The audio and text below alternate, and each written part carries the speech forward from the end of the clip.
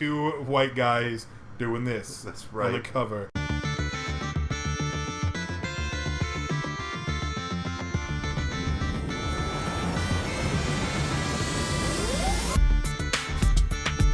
Hello and welcome to Man of Biscuit episode number 19. I'm almost positive. Pretty close. Pretty close, yeah. We're doing something a little different this week, obviously. I found myself in town with TJ. Unfortunately, Jay was sick, so he couldn't be here with us. But we're just going to sit around on the couch and talk about what we normally talk about when we're doing things right. Not much in terms of news coverage, but we're going to talk about things that we've been doing lately that we think are interesting, and hopefully you will too. Just as a disclaimer, apologies for the video quality. For whatever reason, my laptop does not want to allow me to capture video at the rate that I normally do from my standard location, but I guess we just have to deal with it. And the same thing with the audio quality. We can't figure out exactly what's going on with the microphone. But this is the best we can do when we're not in our usual setups. And if we stop making episodes, we're never going to make them again. It's all about that momentum. So this is what you got to deal with this week. Sorry, but there it is. So let's talk about what we wanted to start off with, just random stuff, right? Yeah. In an effort to actually be more personable and connectable with our audience, we figured we'd talk about some of the things that we've been personally doing lately. What we've been reading or playing or watching, the things that we've been enjoying, and hopefully some of you have done these things as well, and you enjoy them just as much as we do. And leave a comment about it. Yes, please do. Us, down there. Not please do. There. Yeah, not in our pants, but in the messaging. Or don't, no. Well, I mean, not your pants, because you're married, but I'm single, ladies. Hey. Single ladies? Okay. Oh, God, no, this is going on the internet. So, firstly, something that I've been reading lately, something that I'd like to talk about because it is very much a nerdy sort of thing. A book that I've been reading that a lot of people have been reading lately, The Martian, by, I think his name is, Andy Weir? I think that's the one you said you, tore right into it. Yeah, I read this book over the course of, 3 hours. I read for, an hour and a half, and then we had to stop to do last week's episode. And he's like, I just want to get back to the book, guys. It's I don't care about this stuff. Just get the show done with. And then I read for a couple more hours after the fact and just burned entirely through it. It was astonishingly good. And it's getting a real big push right now because it's going to be a film with Matt Damon that's releasing here in a couple of months. So there's a lot of public awareness about it. And it's just a fantastic, fantastic read. My first exposure to it was somebody saying something online to the effect of, anybody who watched Apollo 13 and saw the scene where they dumped everything out on the table and they were like, all right, this is the stuff that they have to fix their craft, figure out how to do it. If you wish that scene were the entire movie, this is the thing that you were looking for. And so I went into it going, okay, so it's going to be nerdy and scientifically oriented. But what I didn't anticipate was how just straight out funny it was. Laugh out loud more than I've laughed at a book in years. Just the characterization of the main character, Mark, was just fantastic. Awesome book. Like I said, I ripped through it in a couple of hours. I do read relatively quickly, so that might not be the case for everybody that picks it up. How long is it? 350 pages, 400 pages. It's not terribly long. No, it would probably take me a little bit longer than 3 hours. But right. Yeah, it's not that long, relatively speaking. So it's one of those things that you can push through fairly quickly. It's easy to fit into a schedule. You will really bond with this character as they attempt. Because I haven't said anything really about the plot. Other than they have to put something together with a limited amount of parts. The basic premise is that on our third manned... it is a 1990 rap cover. Two white guys doing this. That's right. On the cover.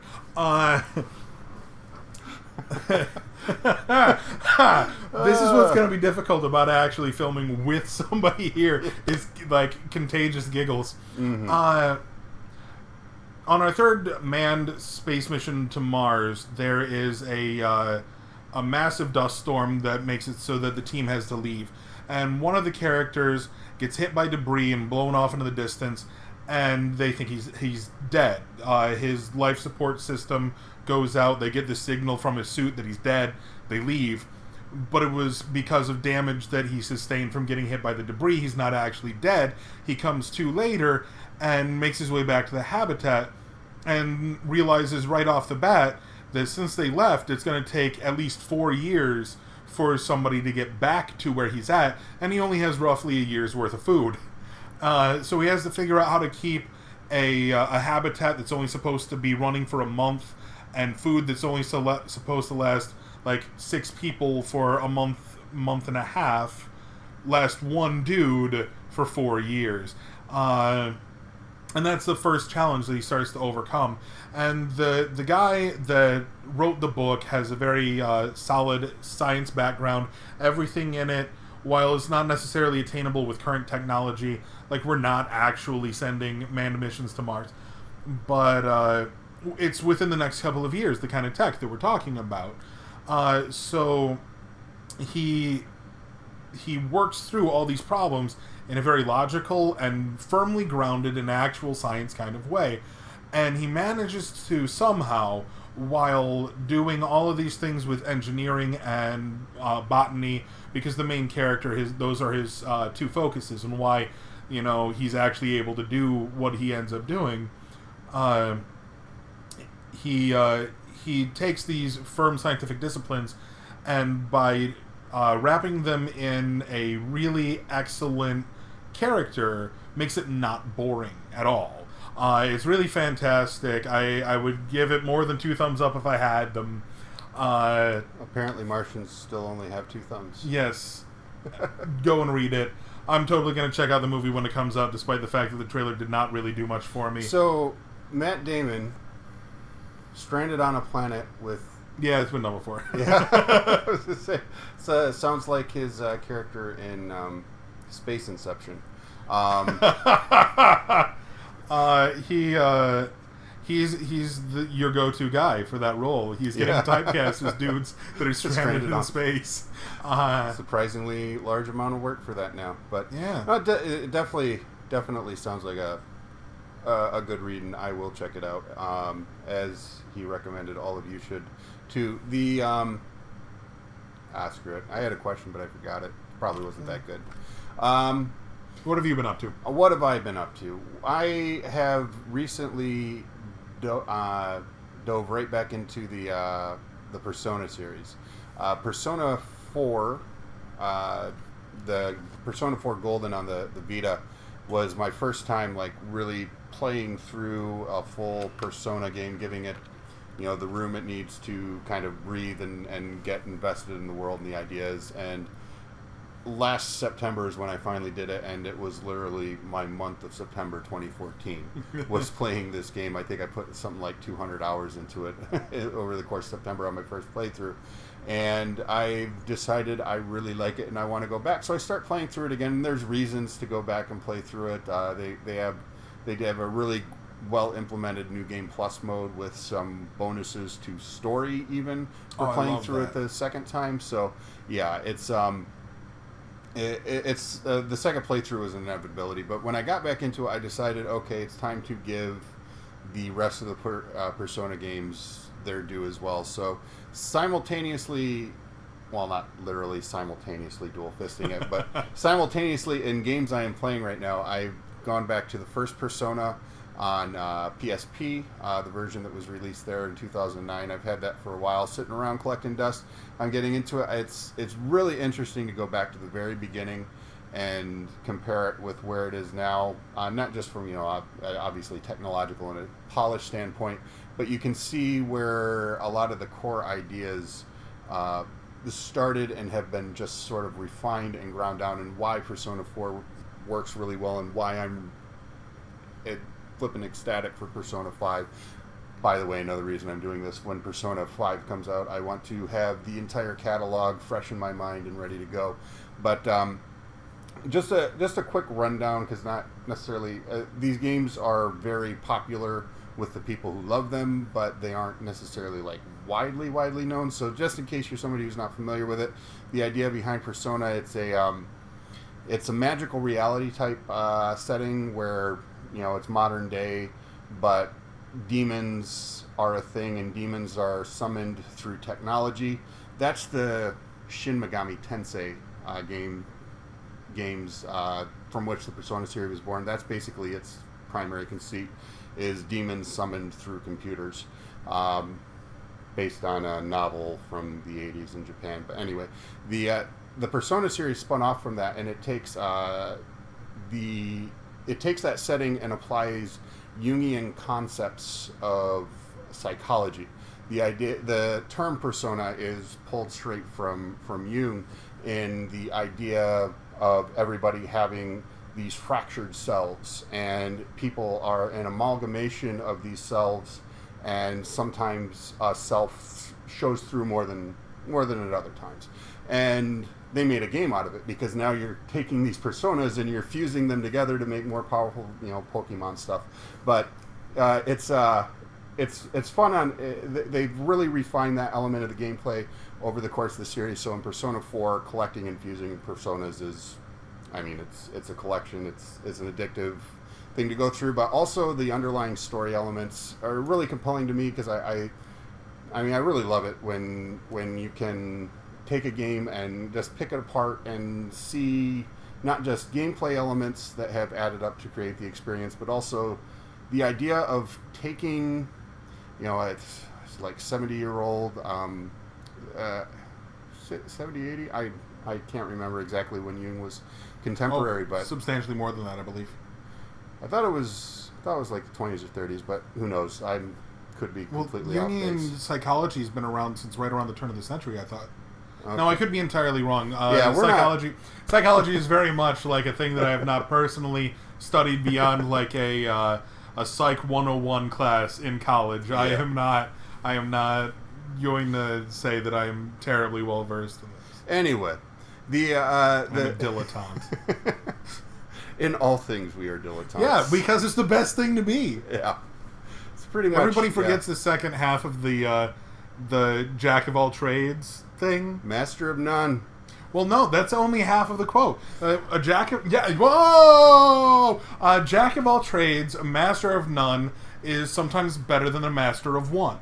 Oh, is the full quote, and everybody leaves it all off because they're like, oh, you know, the first bit makes it sound disparaging to somebody who doesn't specialize, somebody who has a wide range of interest, or like a large but shallow education and things.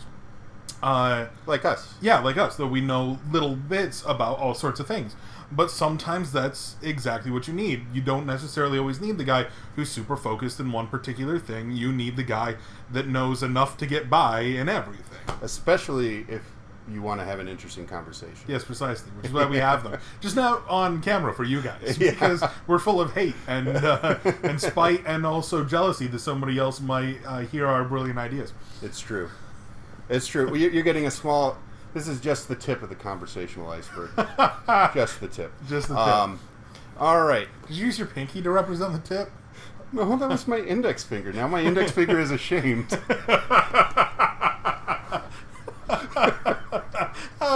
Okay. Anyway, moving along. Whenever something funny happens, we both like gather ourselves by doing this. So, yeah. So the Persona series, absolutely love that stuff. And I'm diving into them head first because Persona 5's coming out soon. I want to be ready for it, and it's a great time. I've also dabbled in some other JRPGs because I tend to... Maybe Jack of all trades, master of none isn't necessarily a perfect description for me, because I tend to be really focused on one thing, and then I leave it off completely to be really focused on another thing. So maybe fickle Changeable. I like tumultuous. Tumultuous. Yes. It's probably a better description for me and my person. But right now it's JRPGs, man. I'm into that. I am into JRPGs. I've been playing Trails in the Sky. Legend of Heroes: Trails in the Sky. It's the first of a long-standing series to be localized for Western Audiences. Thank you. I kept wanting to say culture, but didn't sound right. And hopefully more to come. I've read some getting into that game. I dove in a little bit. Xseed, the company / developer that has been doing the localizing for this and so many other Japanese games, is really excited at the prospect of bringing more of these games over. Some of them are coming over for sure. It's a really great series. It's very on the nose. It's you have the spunky, likable teenage girl protagonist, and it's you have the brooding, sullen, teenage Mal who is her companion, and the story. It's an anime style story. It's exactly what you expect, but it's executed really well, even in spite of the fact that she is so on the nose. I find myself really enjoying the character because it's something that you know exactly what you're getting, but if it's executed well, then you can accept the fact that it's not particularly original and just executed really well. So yeah, Trails in the Sky, Legend of Heroes: Trails in the Sky. It's on Steam and Good Old Games, GOG. I think they officially dropped Good Old Games. Yeah, they did. GOG, It's just GOG now. Yeah. I got it on sale. It's normally like $20. I wouldn't have hated myself if I paid $20 for it. So it's worth checking out. And if you can find it on sale, even better. Persona games, Persona 4, you can get the original release on PlayStation 3, and Golden is Vita exclusive, I believe, still. They've really franchised the hell out of that series, though, with the little spin-offs that are on all kinds of systems. The core games are what mostly interest me. But you said the first one was on your PSP? The PSP, original? yes. You can get the original Persona on the PSP. You can get Persona 2. There's actually Persona 2 is 2 games, both Persona 2 : Innocent. I'm going to butcher the names. Anyway, Persona 2 was split across 2 games. Persona 3... Persona 2 Japanese title, and Persona 2 other Japanese title. Yes. Yeah, exactly. Persona 3 is... Persona 3 popcorn helmet. Persona 3 popcorn eyeglasses. Which I'm totally stealing this from a very famous webcomic. Not the Persona 3 part, just the subtitles. Not that famous, I don't know. You had me fooled. I thought you were being clever. Actually clever? No, Yeah. no. Nothing I do is my own. All right. Yeah, anyway, Persona 3 you can get on the PSP as well. And the beauty of the PS Vita is if you get the digital copies of the PSP games, you can play them on your Vita. And I have that for Persona 3 and one of the Persona 2s. The other, I have to actually dust off the old. And that's something that's actually really kind of stuck out to me lately, is how archaic all of a sudden I felt just by hearing a disc spin. Yeah, that is... I can totally see that. I pop the UMD in, and it goes... And I'm like, oh my god. I'm like, this... It just seems so old. And... I haven't played my PSP in a very long time, mostly because I don't know where my charging cable went. And for me, like, my PSP was, with one massive exception, was the Final Fantasy machine. Yeah. Because I only had maybe 10 games for the thing, because I got it really super late. It was one of the things where... before the Vita, when they had the second generation PSP, there was no discs and stuff. Yes. A friend of mine bought Go. that. Yeah, the Go. A friend of mine bought that and sold me his original for like $20 or something like that. Okay. Like, massive deal. I'm like, all right, totally cool. I'll be able to check out some of the stuff. And so I had like, well, what all did I have? Because there were 3 or so of the like old Yes. ones that got updated and thrown out there on the PSP. There was the 7 spin-off, Yes. and then I also had the movie Dissidia? for Advent Children. Oh. I had Dissidia. So the vast majority of my stuff was that, but I think I put more time into the Castlevania, the Dracula X Chronicles. Oh, yes. Because it gave me the opportunity to play Rondo of Blood, which wasn't available in the States before that. And I absolutely adore the Castlevania franchise. It's definitely top 5 overall in terms of like just sheer joy and love. Might be a front runner for my number 1 spot in terms of franchises. So getting the opportunity to do that, and then also just as a bonus, like you could collect the little floating disc, and it unlocked Symphony of the Night, and I'm like, so I can just carry Symphony of the Night with me everywhere at all times, because I have that game in more formats than any other game. I have it in like 5 different formats. Like, I had it downloaded on my Xbox. I had the actual physical copy for my Xbox. I still have my PS1 copy. I had it for the PSP. And I had, like, ROM copy that I could play on an emulator on my PC. And I want to say I might have had one more copy beyond that. But, like, just... if I could put Symphony of the Night on it, it was on it. That's it. Yeah, PSP was a great system. I've never regretted purchasing it, and I was really I thought it was broken last time I tried to play it. The disc just wouldn't spin, and finally I'm like, oh, I really want to play Persona. Maybe if I just like hit it, and I turned it on, and the disc started spinning, and I'm like, ah! And I'm like, oh, disc spinning sounds really old, and that's how I got to where I was. So now you're all caught up. So what else? I mean, JRPGs are pretty time consuming. That's pretty much been all of my free time in the last few weeks have been these things. They're great sources of abnegation. When you just want to lose yourself in a repetitive but comforting task, and you're not playing WoW, then JRPGs are a great place to go for that, and that's what I've been doing. Yeah. The games that I've been playing, and this is a decent semi-segue into one of the topics we wanted to discuss. I've been splitting my time between 2 different games. The first one is old news. A lot of people have played this already. But I didn't have a PS3, and a friend of mine let me borrow his when he got his PS4, so I've been playing a lot of the stuff that was PlayStation exclusive. And I just finally got around to playing God of War 3, which has been really interesting. And the other game that I've been playing a lot, like actually way more than anything else, is a little browser-based game you can also get for mobile platforms. You can get it on Steam. You can get it in a handful of ways, called Clicker Heroes, which is very much like a knockoff of Cookie Clicker. Like there's the clicky games, like the little idle clicky games, and that has sucked me in really, really hard, which made me want to discuss very briefly, or as briefly as we can talk about anything,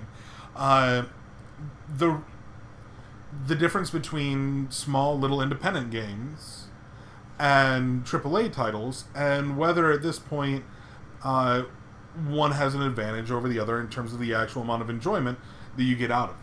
Right.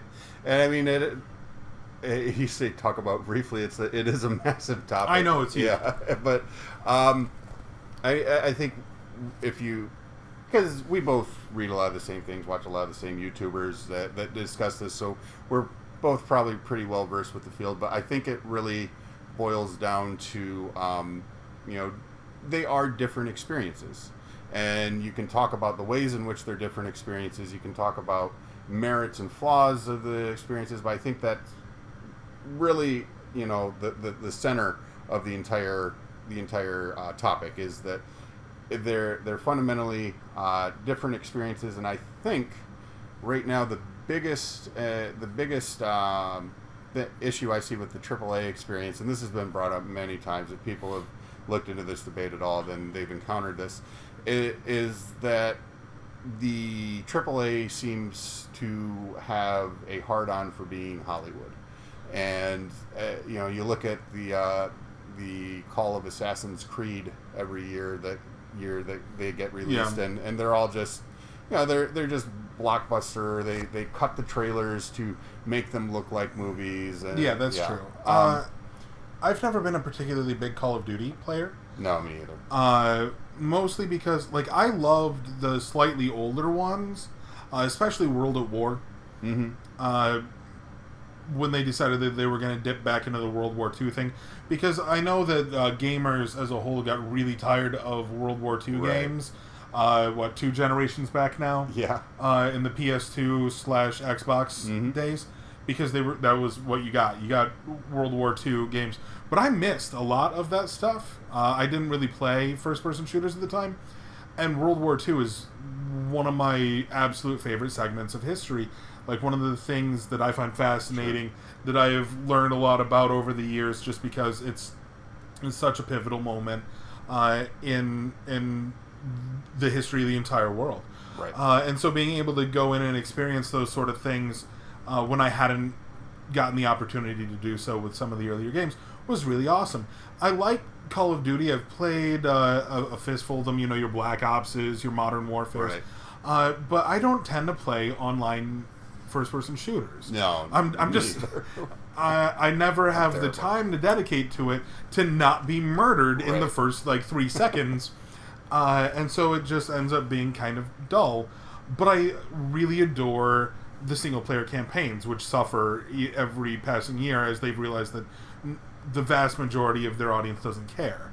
They're like, I know so many people who buy those games and they pop them in and go immediately to multiplayer and just start ripping people up because that's what they're buying. That's the game that they want. And so, like, your Black Opses and stuff have, like, a 6-hour-long campaign. Because they want to be a movie. And that kind of brings it back there. I mean, last year they brought in Kevin fricking Spacey, and I love Kevin Spacey, but not enough to actually pay money for a Call of Duty game.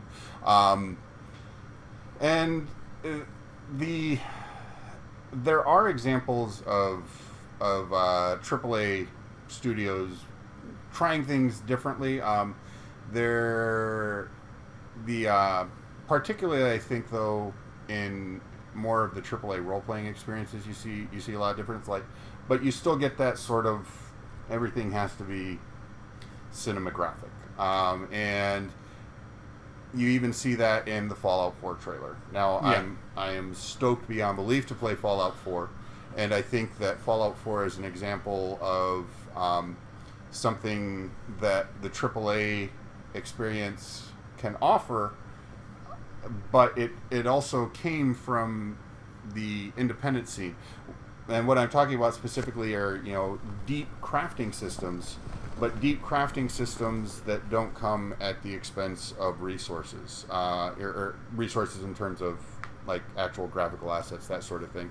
Like, crafting systems that have taken off since Minecraft became popular have been an element of games that nobody was ever really doing to that degree before, and have found their way into a lot of different game types. And when I see what Fallout 4 wants to do with making basically the entire world craftable out of these constituent component parts, that's very much a Minecraft thing to do, but it's going to look a lot better than Minecraft. Yeah. And there's also going to be, a deep, or a bigger, a deeper lore, a bigger story surrounding it. And so you get this full, massively produced experience, but you also have that incredibly, deep and complex gameplay that was really born in the indie scene. So, I've been trying to focus a little bit on, like, indie games lately. I just a friend of mine gifted me a copy of To the Moon. Oh yeah, and I haven't finished it yet. I've barely started it. But I understand that it's going to make me cry. Mm-hmm. Just like cry and cry and cry. So I'm waiting for a day in which that's what I can do. Just sit there and play a game for 3 hours and ball. Yeah. It's a phenomenal game, and it was made in RPG Maker. Yeah. So if you haven't gotten into RPG Maker yet, basically To the Moon, this fantastic and deservedly so lauded game, could have been made. I don't know enough about who actually made it to say that this was the case, but it could have been made by somebody who never wrote a line of code in their life. And I think that's another reason that you're seeing so much in terms of interesting games coming out of the indie scene is the barrier to entry has never been lower. Yeah. And so you get a lot of crap with that. Absolutely. That's true. Get a lot of crap. But you get some really cool stuff that you wouldn't have seen otherwise. Right. Like you're going to see a lot of games that are essentially like really basic and terrible first-person shooters using assets that you can get online. But you're also going to see people who have a story that they really want to tell and think that this is the medium to do it in and are finally given the opportunity to do so without a heavy cash investment. Yeah. Which is going to lead to really interesting things. And that's the sort of stuff where that's where a medium really starts to grow. Yep. Like when you start to look at take film, for example, which, as we discussed, like video games, a lot of times in AAA titles are aiming for, they're trying to be movies, which is something that I really hate. Like, there's a reason why I haven't finished a Metal Gear Solid game in a long time. Metal Gear Solid, I'll give a pass to that one. It's just, it's so, I've finished a few, but don't ask me what's going on. Oh, yeah. Well, the first one made sense. Yeah, well, I mean, there were some weird segments. There's definitely... the first one was like, okay, that was cool. That was a video game. And then the second one was weird. And then the third one was Snake Eater? Yeah. Less weird. Well... But, yeah, and then it went back in time. And then the fourth one, which is the other one that I played I can't get more than, like, an hour into it. For whatever reason, when I actually played the game, it just clicked with me. I rolled through it in a few days, and there was some stuff that happened, like Snake got old, I think, or old, because his clone stuff is bad, and they're a lot of fun to play. I mean, and when you can just scoot around in a little cardboard box, that's they get a pass from me on that, not because I'm really into this ridiculously convoluted story, but because I've always had fun playing them. Maybe I should give it another shot. Yeah. I have it. It's right over there. I just... if you don't like it, you don't like it. I just can't get into it, which is sad because I adored Solid so much. That's, that happens, though. I mean, that's why we're all different people. Things don't click with everybody in the same way. That's fine. Like, you are way more into Souls games than I will ever be. Oh, yeah. But, and it was really weird. I can still appreciate Souls games. Something happened to me recently, I want to say it was actually when I was playing God of War. And I hit a segment that I just kept messing up. Like, kept dying. And it was just after a checkpoint, so it was a really quick iteration. But it was because of the fixed camera, and it was a really awkward jump. Mm-hmm. There was like a broken bridge thing that you had to jump across, and I'd always like jump and like end behind it or in front of it, like just totally dying, like 5 or 6 times in a row. And I got so angry that I had to stop playing for a while. And I'm like, even the Souls games didn't do that to me. Like, they are just so brutally, punishingly difficult, but it always felt fair. Yeah. That every time I died, it was something that I did and could have avoided. And this, I'm just like, no, this is not my fault. Right. I just keep dying over and over and over again because they did a bad job with this particular section. Like, if it's gonna be, if you're not gonna let somebody see an appropriate angle for the jump, don't put a jump there. Yeah. Like this, and honestly, it was really weird for me getting used to a game that was a fixed camera because that doesn't happen a lot anymore. No. Like, not being able to adjust it, and the stick that is usually for camera is for like your dodge roll thing. So I was just constantly dodge rolling over the place because I'm instinctively trying to adjust the camera to a position that I can actually see things. It was just obnoxious. Yeah, I speaking of games that I couldn't get into, I didn't get more than like 20 minutes into God of War 3. I really enjoyed the first one. I think at the time it was something that you hadn't really seen done to that level. Oh no. That initial tutorial level with the sea monster, and you're like, this was the tutorial? Yes. And then you start the third one, you're on Gaia's back and you're beating up Poseidon. I'm like, what? Yeah, I mean, there's for me, that was. I think that's probably why I couldn't get into it, because I think they just jumped the shark at that point, or they jumped Gaia. A couple of times. A couple of times with Poseidon's shark. Yeah, it's just, it was, I mean, are you serious? I mean, I might come back to it at some point if I really, like you were talking about a few weeks ago on the show, you just want your adolescent power fantasy. Right. You just... yeah, if I ever feel like that, God of War might get another play for me. But one of the things for me was because I had really loved Castlevania Lords of Shadow, which is very much a ripoff of God of War, at least in its play style. Right. You know, it feels very much just like, you know, it's God of War only with like European monsters instead of Greek monsters. And so I really adored that game. And going into God of War, I had the opposite experience that a lot of people had when they tried to play Lords of Shadow. And they're like, oh man, it's kind of dull because I already played this game, only it was Greek monsters. And I'm like, because I played the first God of War back in the day, like a long time ago. And then nothing until now. And so now I'm like, oh, I already played this when it was Castlevania. It was really interesting seeing that like switch off because of just like not being able to experience certain games. And this isn't the first time that this has happened to me, because I can't remember if it was on the show or in a pre-show that we were talking about The Last of Us, and how while it was still an astonishingly good game, it didn't impact me that hard because I had recently played Telltale's Walking Dead Season 1, which had very similar themes. Like, it's not... I mean, it's still a post-apocalyptic, saving a little girl, sad dad simulator, but it's a very different kind of story. Yeah. But because I'd so recently seen something so excellent with those themes, no matter how well executed they were in The Last of Us, it had dulled the impact, because like that spot where they expect to just like reach in and tear out your heart was already all scar tissue for me, and it was much more difficult for them to get their way in.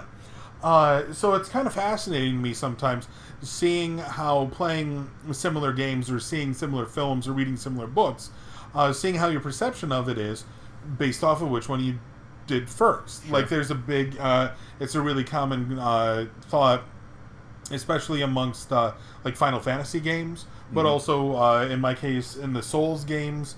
But there's a lot of things like that where the one you play first is the one you love most, because that's when the experience is most novel to you.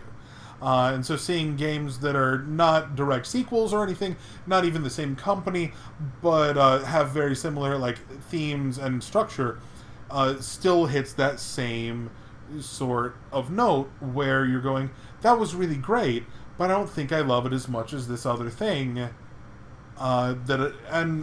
We've discussed before, like with MMOs. Like, World of Warcraft tore me apart because it was my first MMO. But you got torn apart by EverQuest. Yes.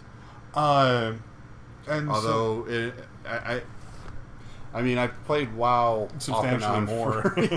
For much longer than EverQuest. But it is interesting, and I do... it's funny, the first time I thought about that recently was not too long ago. I was listening to classical music. I want to say it was I think it was Mozart's 25th Symphony. I've listened to that a lot, and I think that's what I was listening to when this thought occurred to me.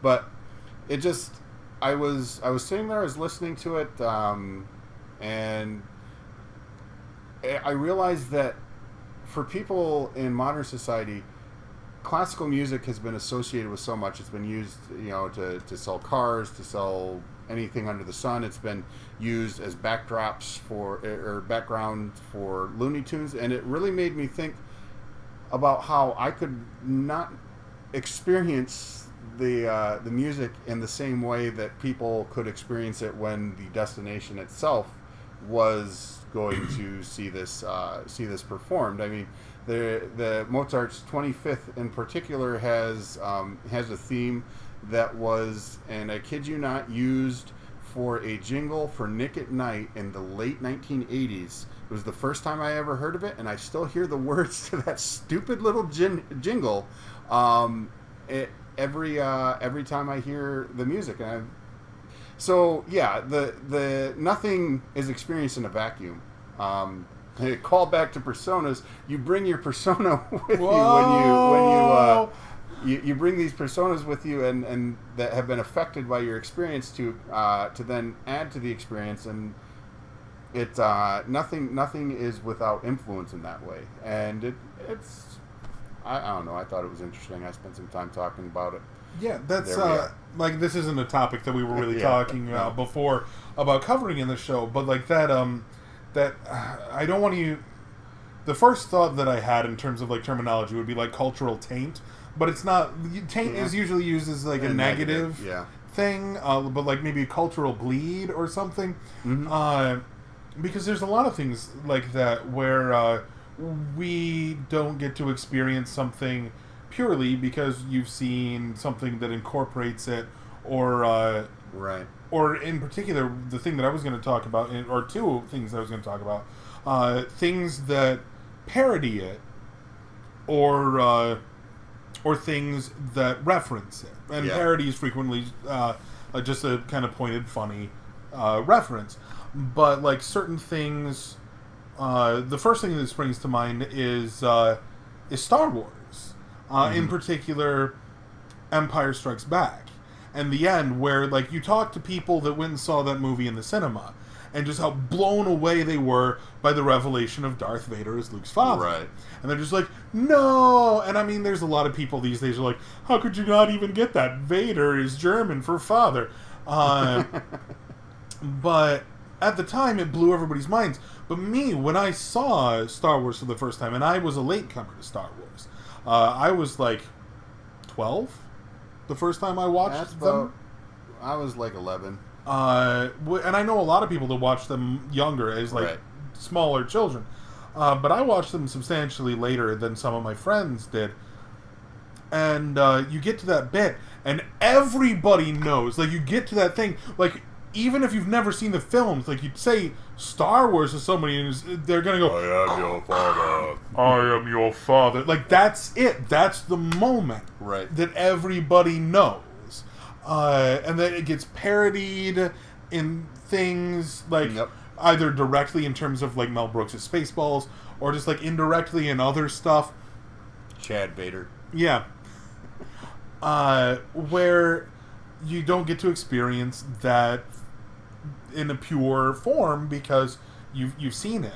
The other one that pops to mind for me, and again, it's a movie because this is very easy to do for me with films, but the first time I saw The Godfather, I felt like I had seen that movie before because it's such an iconic film that people have lifted scenes from it for everything from like seriously, every spoof for like 25, 30 years had something in it from The Godfather. And then, I mean, there was the direct spoof of The Godfather, which also, I want to say, had Leslie Nielsen in it. But, like, you had, like, airplanes and, like, Naked Guns and stuff spoofing segments of this. And it seemed like every scene I had seen something like Robin Hood Men in Tights by Mel Brooks had the Corleone-esque character with the little lizard. Like, everything that I saw, every scene from beginning to end, I'm like, I have seen this in a different format before. And I had like a weird sort of memory overlay while I was experiencing this film of the other ways that I have experienced it. That's that happened to me. You want to talk about latecomers? It happened to me with Monty Python and the Holy Grail, because the first time I watched it, I had heard the entire movie quoted so many times. I was like 17 years old. I didn't watch it until late. And this is interesting though, because it goes back to a discussion we had several weeks ago about spoilers as well. And I think a lot of the points you raise, it can be applied to the perspectives that we had.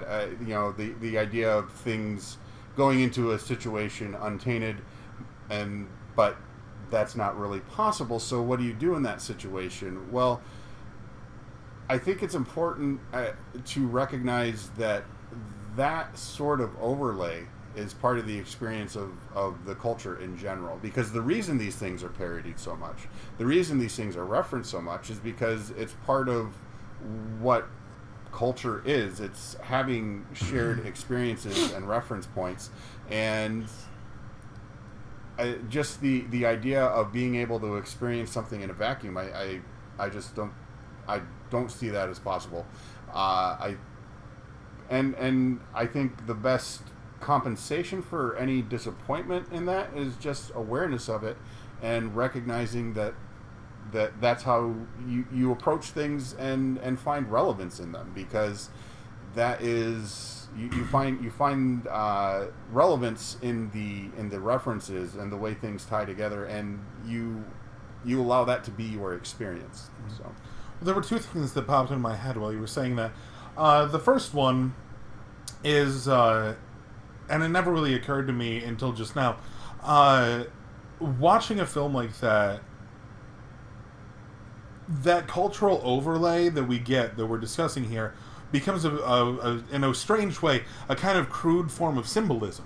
Yeah. The same way that you can, apply, symbolic things into a text or a film directly, you can have it done retroactively simply by having done a film that strikes a chord so strongly.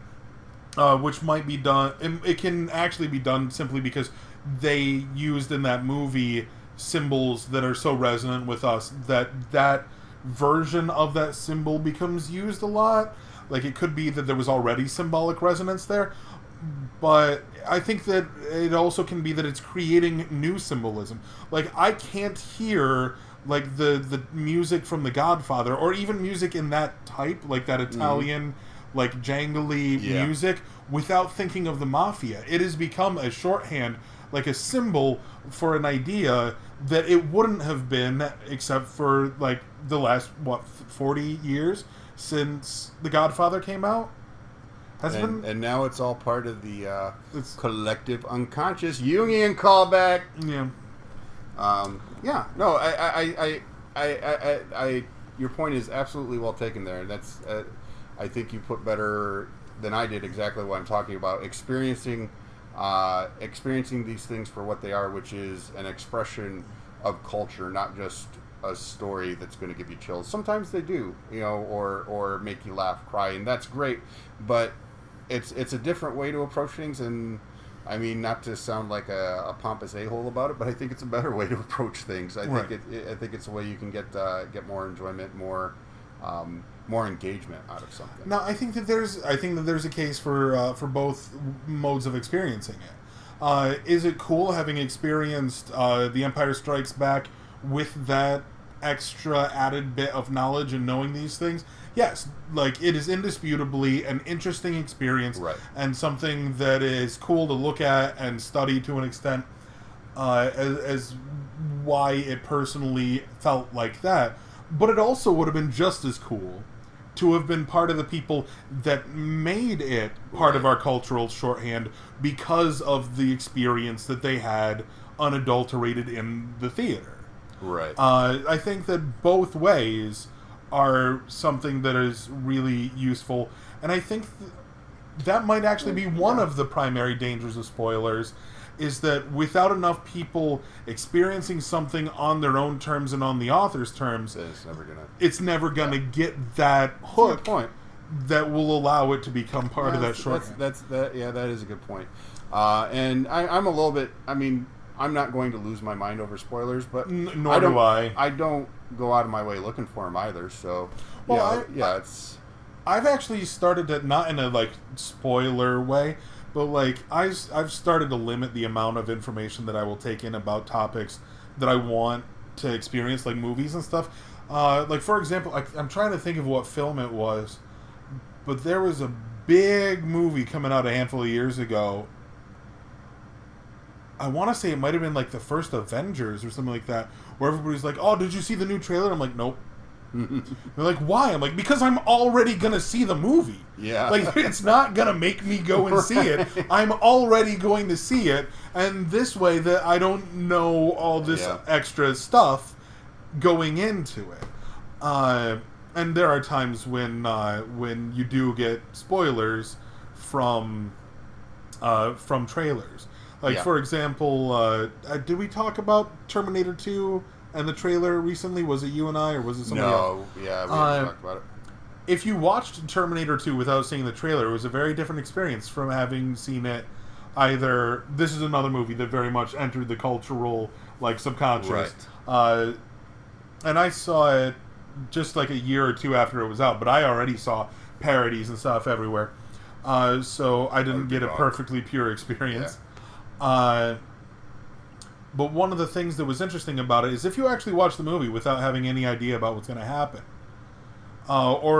even as it works best as a sequel. You know, you saw the first one, you don't know anything about the second movie, you go into a blind.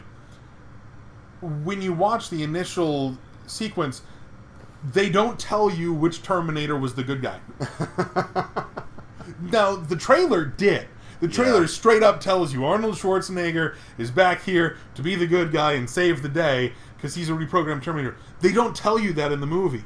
So you watch the movie like blindly or watching it analytically after having seen it or knowing about this, and you realize that everything that is done, Arnold is the threatening character, and Patrick... Oh, God, what's his last name? I don't know. But the T-1000 looks like the good guy.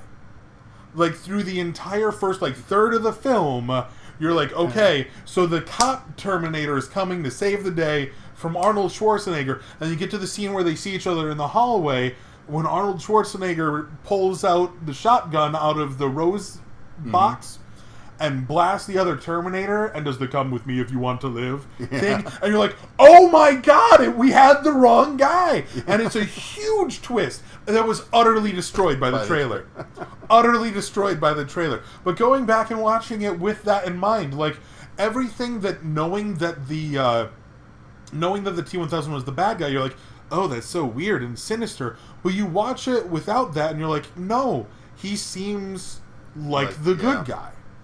The only person doing, like, overtly threatening, violent actions in the beginning of the movie is Arnold Schwarzenegger, the Terminator you're already primed to be afraid of from the first film. Yeah. And it's genius. It's excellent filmmaking that just doesn't work because you already know. Yeah. Which is fascinating to me. And there's all sorts of movies and things where that sort of thing comes into play. But that one in particular is really interesting to me. Right. And the difference, though, then becomes blurred with my initial point between having something spoiled for you and just watching it twice to approach it from different angles. I mean, like, Usual Suspects. Right? Oh, God. Yeah, you don't want that movie spoiled for you. You don't want it spoiled because the twist at the end, but... At the same time, it bears rewatching because you can see all of the clues. Which you can still have that experience if it's spoiled. I mean, I guess there's just something so visceral about the aha moment when it's set up really well. Well, that's why, in particular, like, I can totally see spoilers in, like, in certain things as not being terrible. But a mystery where the entire point is the figuring it out. And The Usual Suspects is very much a mystery. It's not presented as what most people would think of as a mystery film, but it's a mystery. No, I'll buy that, yeah. You're going through the entire thing, you're given particular little bits of information, it's a whodunit, like, from start to finish. It's like the very definition of a mystery. And that's the sort of thing that you don't want spoiled, because half the fun is seeing how they did it, and for me, at least, trying to figure it out on your own, given the information that you get. Which, and this is again a tangent, is the difference between a good mystery story and a bad mystery story. A good mystery story has the information in the film or the book or whatever that you need in order to put it together if you are smart about it. Yeah. A bad mystery is the one where all of a sudden, at the very end of the film, like, Sherlock Holmes pops out of nowhere. It's like, but here's 12 pieces of information that weren't in the story yet, and this is the bad guy. That is not as fun as being able to figure it out on your own. which I will admit is kind of a mark against Usual Suspects, because they do give you some information. Like, you can figure it out. I know one guy in particular who knew virtually immediately. He figured out the movie really, really quickly in a way that just blew my mind. But I think sometimes when you come in and sometimes you engage with something and you just like think of the most ridiculous twist possible, and that was the case. I'm not going to do the spoiler here on the show, but after we're done, I will totally tell you how we figured it out. Now, I'm trying to remember what I was going to say aside from this. Something about mysteries. I don't know. Is it 10:30 already? Yeah, it's almost 10:30. Okay. Well, it's getting late, but we still have something else that you wanted to bring up, so we should probably get off a tangent road, maybe. Okay. Yeah. Well, this is this is related to what we've been talking about, right? So go ahead. The next thing that we were going to bring up, which we've already talked about a couple of times before, is the translation of art between one medium to another. And in particular this time, because it's a new film, Ant-Man, which is a translation of a comic book to a film. Now, I saw it. RJ is not.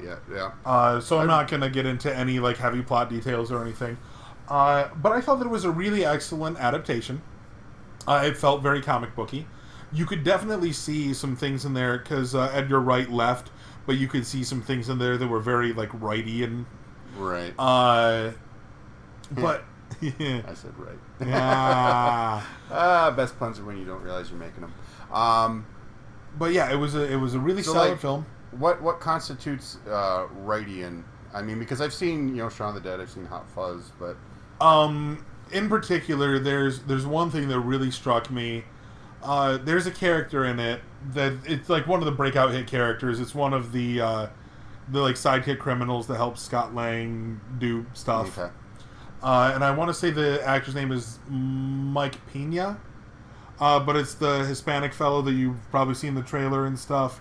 I not standing out, but I'm with you so far. He's a really funny character. He's kind of a comic relief sort of character, and it's just awesome. But one of the things that he does a couple of times throughout the film is he'll tell Ant-Man about something that's happening. He's like, yo, I talked to this girl who talked to this guy who talked to this other dude who talked to his girlfriend who told me about this score. Like, right. She's a maid who told her boyfriend, who told this buddy, who told a girl, who told me about this place that we could possibly rob or whatever. But when he's going through these sequences, it goes into like a semi-flashback sort of thing where it shows each person getting told these bits. Okay. But it doesn't cut to other people and their voices or whatever. It keeps his voice and mannerisms. So like they're talking in a very hyperactive, nice. And very kind of exaggerated like Mexican accent, and it's just hilarious. Just seeing this the flashback trope just kind of twisted just a little bit, right? Because you would see that sort of thing before, where it would be a lot of smash cuts, and, cuts, and it does do like smash cuts and things. But instead of just being like him narrating over somebody like whispering to somebody and like they are saying the exact same words, like it's awesome. The only other thing that I've seen something like that in recently that sticks out was an episode of Community, which I adore that show. I love that show. Everybody should watch it. The most recent season is on Yahoo Screen free. And that television show does some really awesome things with comedy and with playing with the medium. It's just awesome. And so seeing another example of this kind of like neat little twists in the standard cinematic tropes really tickled me. Sure. Ant-Man was a good movie. Had some pretty solid action sequences. Some of them were... All of them were tinged with humor. The whole movie is tinged with humor. It's very much like last year with Guardians of the Galaxy, where the movie was more funny than superhero-y in a way, which I think would be a really good formula for Marvel if they keep it up and do a big dramatic piece the beginning of the summer, and then later in the summer do their funny, family-friendly, like, neat little flick. Because it's good to have comic relief. It's good to have a little bit of tension relieving, especially in a universe that is so, like, unrelentingly, like, pushing forward through the mythos the way Marvel is doing. So being able to step back, and it's still very much tied in. They make references to other characters. There's a couple of cameos, like little things that happen that are just awesome. It's a really good film. They did an excellent job portraying Lang as Ant-Man. I did like Hank Pym. I wanted to see a young Hank Pym, like him in his prime as Ant-Man. And you do see some of that in flashback sequences. And also, like, they do a really awesome job of making the powers actually dynamic. Being able to shrink isn't necessarily the most cool-looking power, but the way that they put it all together was very dynamic, very interesting, and showcased how useful an ability like that could be, especially in this universe where you conserve your mass and your strength in that little form. So you'll see little things, like there was a bit in the trailer that's very obvious that a lot of people saw, where they're shrunk down and the main bad guy is fighting with Ant-Man on a little toy train set, and he throws the train and he's like, no, and then it hits and just goes tank, because it weighs like an ounce and he still weighs, 180 pounds or whatever. The flip side of that is he would like right through that table. Yeah. Science. Whatever. We're in comic book land now. But the angle you wanted to take with this was in terms of translation across medium. Right. And you did say it's very comic booky. I don't know. I've never really read the Ant-Man comics because he kind of seemed like the Aquaman of the Avengers to me. I actually dug out a couple of my old issues after watching the movie, because I have a fistful of them, like old stuff. Most of them were things that one of my uncles, when I was a kid, gave me all the comics that he had when he was a kid. Okay. And so I had a bunch of stuff from the late 70s, early 80s. Like running from, like, say, like 77, 78 until, like, 82-ish. And what blew my mind was when I dug them out, because I remember I have a lot of older Avengers and stuff, which is Hank Pym, and I pulled out an issue from 1982, and it was Scott Lang as Ant-Man. I'm like, has he really been Ant-Man as long as I've been alive? Yeah. Wow. Like, I still think of the second generation Ant-Man as being relatively recent, even though they're on like the third generation now. But I still think of Hank Pym as Ant-Man, and, like, Lang is the upstart kid who's, still learning the ropes. But no, he's been 32, 33 years as Ant-Man. It was really weird for me. Okay, so you mentioned a Radiant aspect of the film. Did it do anything well or not well in terms of... well, maybe that's not the right way to put it. What do you think is lost in trying to translate what's, let's be honest, mid-tier at best comic book into part of the massive train? There are... I mean, I guess you could maybe sub-tier in the Marvel Cinematic Universe right now, but everything that Marvel puts out is just, printing money. So, it's... Ant-Man is... Is there anything particular about the character that maybe didn't work as well in comics, but works better on the big screen? I mean, you did talk about some stuff that they did really well in terms of the choreography and the setting up the various action sequences. Now, I'm not one of those people who particularly dislikes Ant-Man. Now, I understand that Ant-Man... Okay, then... Ant-Man as a persona is not the most interesting of Hank Pym's. Hank Pym is an interesting character. Ant-Man as a power set isn't necessarily that interesting.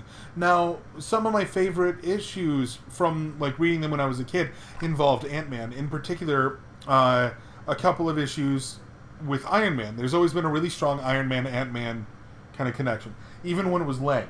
But like, I distinctly remember an issue from the early '80s where Iron Man in the previous issue had fought the Hulk and had diverted all of his power into one punch and knocked the Hulk straight out. He's one of like 5-ish characters in the Marvel Universe that can say, I knocked out the Hulk. I mean, Sue Storm did it, but she did it by putting a bubble around his head and suffocating him, which has become an ongoing joke in Marvel continuity, that she never shuts up about how she once knocked out the Hulk, and everybody's like, yeah, but you kind of cheated. But he knocked out the Hulk, and doing so shorted out his armor. So he's locked in his armor, and at the time, the armor had, like, eye slits and a mouth slit. They got sealed off by, like, essentially glass, by unbreakable glass slots that would slide down when there was gas or whatever in the air that he didn't want to breathe. So he's trapped in there, and he's running out of air, and he had to call Ant-Man in, because Ant-Man could get into his armor and traverse through with all the wiring and everything, trying to find where the damage was so he could fix it, because Ant-Man, Hank Pym is a like top 10 level genius in Marvel anyway, and Lang is actually really smart as well. They don't really focus on it a lot. They do touch on it in the film that he does have a master's in engineering. He is not a stupid man. But Ant-Man could get in and rework Iron Man's armor and get him out before he suffocated to death. And that was a really, really good issue.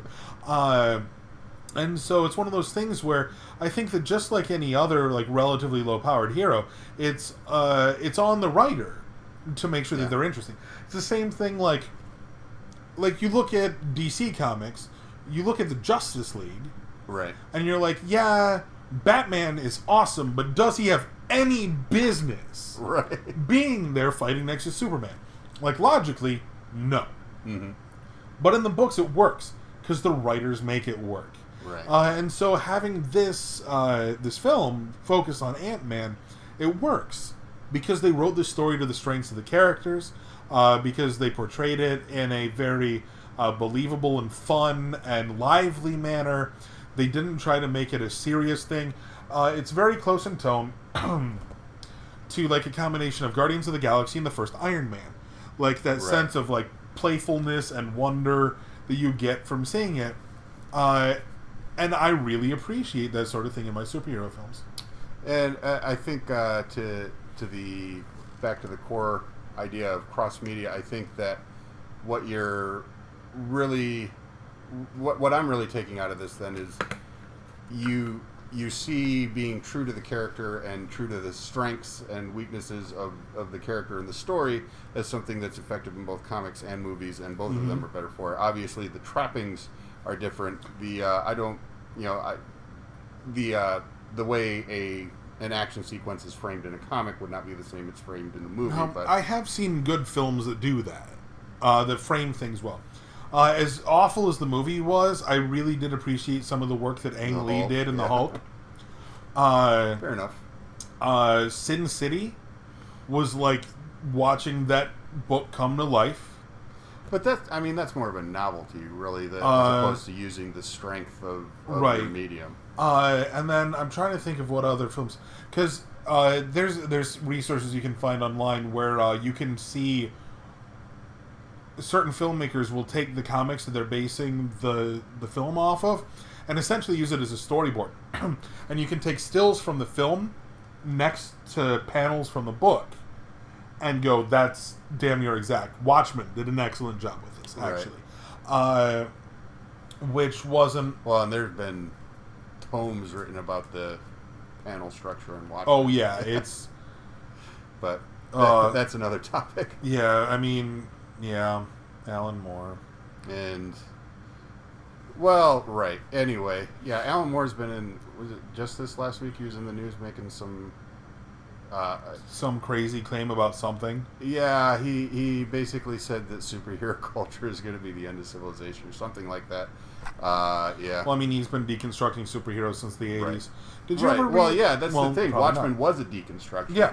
That has been portrayed mostly as an exaltation. But anyway, what was your? I was going to ask if you had read a particular comic, and obviously you hadn't because you don't really read a lot of comics. No. But if you want to read a really fascinating comic, and it's again a deconstruction, read Miracle Man. Miracle Man. All right. Miracle Man, good God.